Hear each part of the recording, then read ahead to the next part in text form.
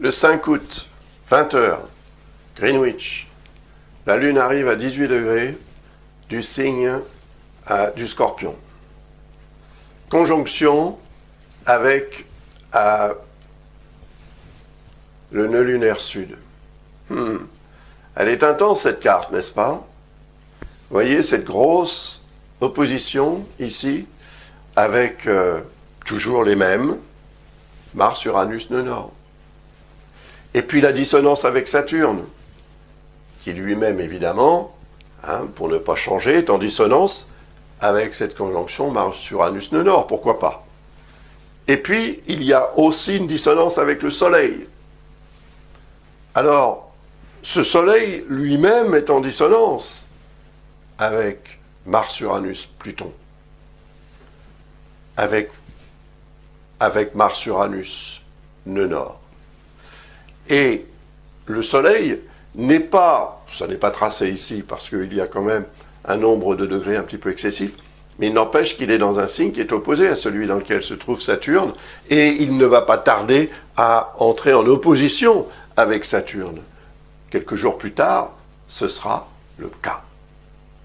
Donc ça, c'est ce qu'on appelle un grand carré en croix, un enfermement. On peut se sentir bloqué dans une situation et chercher des issues, mais ne pas en trouver. Donc, il y aura un effort à faire parce que les issues, elles sont là. Il y en a une représentée par Neptune et une autre représentée par Vénus.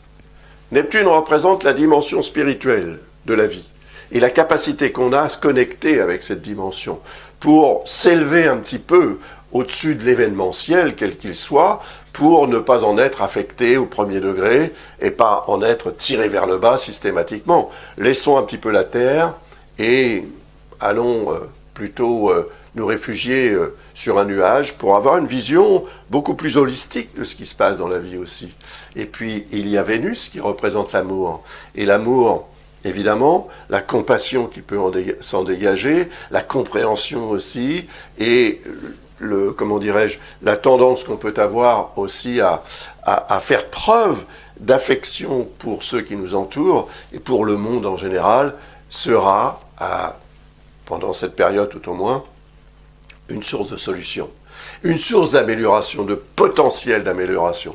Parce que là, sinon, on se sent très mal à l'aise, bien sûr. Et certaines personnes ne sauront pas comment aller vers cette planète Neptune ou Vénus. Et c'est bien dommage, parce qu'elle représente aussi une augmentation considérable de l'inspiration, de la créativité et de tout ce qui peut en fait améliorer aussi la vie et les relations humaines d'autant plus. Mais il y a ce contexte qui semble être très puissamment perturbateur. Et cela peut être météorologique, encore une fois, puisque tous ces astres jouent un rôle sur le plan météorologique, mais ça peut être aussi, évidemment, la météo de votre vie dans différents domaines. Et différents domaines au pluriel, parce que, effectivement, vous avez peut-être quelque chose en Scorpion, quelque chose en Verseau, quelque chose en Taureau et quelque chose en Lion. À chaque fois, au moins une maison astrologique qui représente justement un secteur de votre vie, ou un ou plusieurs secteurs de votre vie. Donc si vous avez besoin d'informations pour, disons, essayer de comprendre un petit peu mieux ce que ces configurations peuvent vouloir dire pour vous, personnellement, n'hésitez pas, visitez plutôt le site de l'école Ablas et vous y trouverez les informations pour commander tout simplement une réponse à une question ou bien une analyse plus approfondie. Voilà, et ensuite la Lune continue, elle va passer dans le signe du Sagittaire.